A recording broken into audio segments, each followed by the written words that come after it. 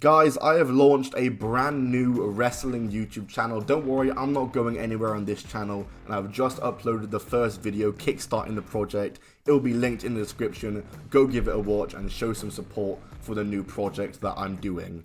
WWE ECW was doomed to fail the second it was announced. I could easily make this video and just say that the day WWE ECW died was the day it was formed. Obviously I'm not going to do that, but ECW was doomed to fail purely because it wasn't ECW. It was WWE ECW.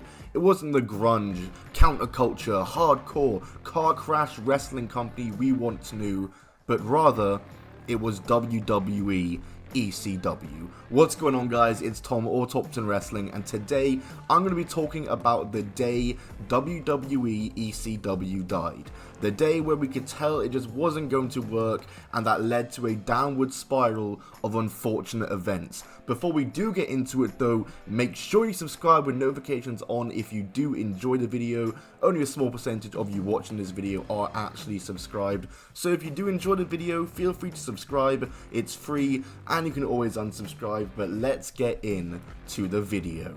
Hey, this is your Olympic hero Kurt Angle, and you are watching Top 10 Wrestling. Oh, it's true. It's damn true.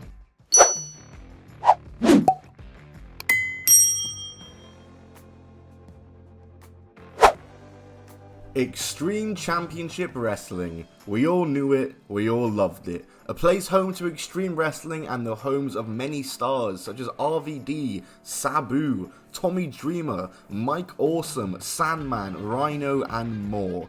It acted as a true alternative while the Monday Night War was still ongoing. However, it shut its doors in 2001 due to financial problems, and with that we saw many of its wrestlers scattered across numerous companies: WWE, later TNA, CZW, XPW, etc, etc. In 2004, WWE released the DVD titled The Rise and Fall of ECW, a documentary looking back at the Extreme Company, and it was a massive success. This saw them begin to release more ECW content from the ECW video library, as they saw that interest in ECW was still there. And then they decided to put on a reunion show. One Night Stand 2005 took place on June 12th from the Hammerstein Ballroom, and it was wildly successful. It was a reunion of ECW alumni alike and just a celebration of the company. It was a great show. So much so that WWE decided to hold another one the next year, but also so much so that WWE decided they wanted to bring ECW back as a third brand. Now, the original idea for WWE ECW was it was to be a lower budget internet show with Shane McMahon running it. Now, in theory, this sounds like a great idea. Shane McMahon would be great for that job, and an online show means they don't have to follow any TV guidelines or laws and regulations, and they can keep all the hardcore, gritty, and in-your-face action that we knew and loved from ECW. However, WWE had other ideas. On May 25th, 2006, in the lead up to One Night Stand 2006, it was announced that ECW would be coming back and airing on Sci-Fi. And on May 29, 2006, in the draft, ECW would have the opportunity to steal two wrestlers from SmackDown and Raw, and they took RVD and Kurt Angle. On Sci-Fi, Kurt Angle as a roster member, it's not what we would have wanted, but let's stick with it. Let's see how it goes, because One Night Stand 2006 took place on June 11th, and while it wasn't as good as the previous years, the show was still decent, and the main event was incredible, with RVD defeating John Cena for the WWE Championship and cashing in Money in the Bank. It made ECW look legit. What a start. And then we move to the debut episode of ECW on Sci-Fi.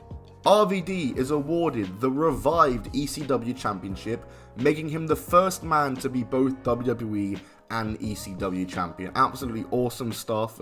Like I said, really good start.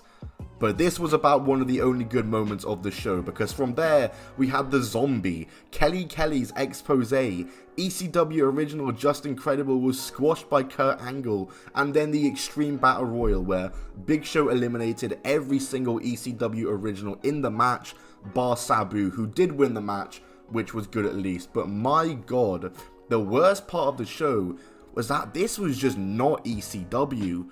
It was just a WWE show, and if this was going to continue, the fans were going to turn on it quick. But hey, at least we still had RVD leading the company, right? Well, at this point, RVD barely felt like an ECW wrestler. He wasn't doing any hardcore stuff. He was appearing on the other brands, which I get, you know, he's the WWE champion. But the issue lies within the fact that the next week's ECW show, the main event was RVD and Kurt Angle versus Rated RKO. Bro, do the WWE title storyline on Raw and SmackDown. Do the ECW storylines on ECW. Not this. This is not ECW. Then, on the July 3rd episode of Raw, he would lose the WWE title to Edge. And while this does suck because it was a cool thing seeing him hold both titles and it ended so soon, at least now we can focus on the ECW title and get the WWE title off ECW, have more focus on the actual ECW guys, and stop having guys from Raw and SmackDown appearing on the show. Right? Guys, before we go any further with this video, hi, this is my face by the way, I need to talk to you about something. Let's talk about WrestleCrate. They're a monthly subscription service that deliver wrestling goodies to your door, and let me tell you, they're incredible. Let's open this crate to see what we got. Got ourselves a little coaster right here. I think that's a coaster, I can't tell, but it will be being used as one. We got a shirt. Shall we crack this open? Look at that, we got ourselves an El Phantasmo shirt. Now that is sweet. Got ourselves a little Undertaker, I think that's a bracelet, and it has his win-loss record on there from WrestleMania. That's pretty sweet. The Best of Cactus Jack on DVD, let's go. Got a Triple H motorcycle pin. That's gonna go straight onto my bag. Inside the Ropes magazine, shouts out to Kenny McIntosh. Got this little WrestleCrate magazine in there with a little advertisement for Cultaholic on there. Look at that, we're plugging another YouTube channel on there. Poof, we're not plugging another YouTube channel on here. And to round it out, a Jake Roberts 8x10. That's incredible. Oh, that's actually sick. Make sure you check out WrestleCrate, link down below if you want cool stuff like this. I'm not being paid to make this. They send me these crates for free. And it's asked me to open them on camera, and that's exactly what I do because they are absolutely sick, and I would recommend this product to anyone. So check them out, linked below. Anyways, back to the video. Well, the very next day on the July 4th episode of ECW, Rob Van Dam lost the ECW title to The Big Show. God, that sentence hurt to say, but let's go back 2 days to the day before he lost the WWE title, to July 2nd, where RVD and Sabu had been pulled over by police for speeding, and it was then discovered that RVD was in possession of 18 grams of hash and had 5, I don't know how to pronounce this, Vicodin pills. Probably said that wrong.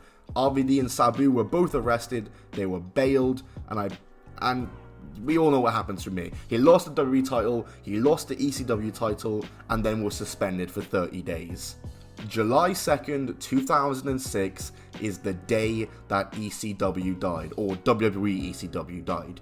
It was what led to Big Show becoming ECW champion, and my god, what a weird title reign he had. Listen to this. The next week on July 11th, Big Show retained the title against Ric Flair. Then the next week, faced The Undertaker for the title in a no contest, which by the way, this was 5 days before facing him in a Punjabi prison match. Then a couple days later, he retained against Kane on ECW. Then the next week, he retained by DQ against Batista in a match in Hammerstein Ballroom. Like, what a sight that match is. Watch that match just for the fan reaction. But like, listen to that list. Ric Flair, Taker, Kane, Batista.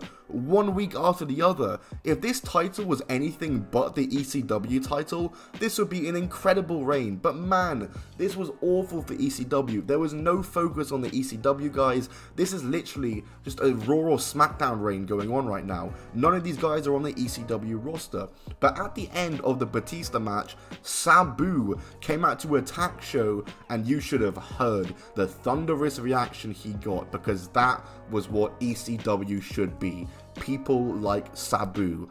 So what did WWE do after hearing that reaction? They had Show beat him in 8 minutes at SummerSlam. There's no fixing this company.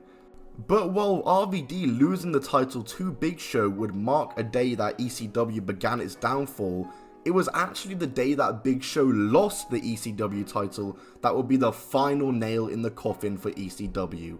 3rd of December 2006, WWE ECW, December to Dismember. Regarded as one of the worst WWE pay-per-views of all time, I believe it had the lowest buy rate in history, or one of the lowest buy rates in WWE pay-per-view history, probably because it had 2 matches advertised for it going into the show. So the opening with the Hardys versus Eminem was actually great, but then you had Balls Mahoney versus Matt Striker, Elijah Burke and Sylvester Terkay versus the FBI, Daivari versus Dreamer, Mike Knox and Kelly Kelly versus Ariel and Kevin Thorne. Just an awful card for a pay-per-view. And then of course, the main event, the Extreme Elimination Chamber, in which Big Show is defending the title against CM Punk, Rob Van Dam, Hardcore Holly, Test, and Bobby Lashley. Now, it was actually a fine match. But the issue is that everyone wanted CM Punk and RVD as the final 2.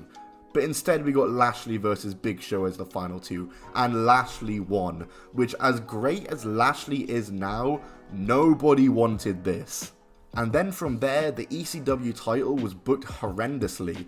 Because then from there you'd have Vince win the title, just to lose it back to Lashley, who then vacated days later because he was drafted to Raw. Then Johnny Nitro would win the vacant title in a match against CM Punk. However, this wasn't meant to be the match. It was meant to be Punk versus Benoit, but we all know what happened with that. CM Punk did win it, and that was one of the few shining lights of WWE ECW, but at this point the brand was just trailing. Most of the ECW originals were gone. Sabu, the FBI, Just Incredible, and even RVD were out the company, and then even people like, they drafted Sandman to Raw. Why? Keep him in ECW, why is he on Raw? And then just one more nail in the coffin was when WWE went PG in 2008. And at that point, the brand is completely dead. Because there's no chance of anything good coming out of it now. There's no chance of Hardcore making a return. The company's PG. It's literally just a third brand now.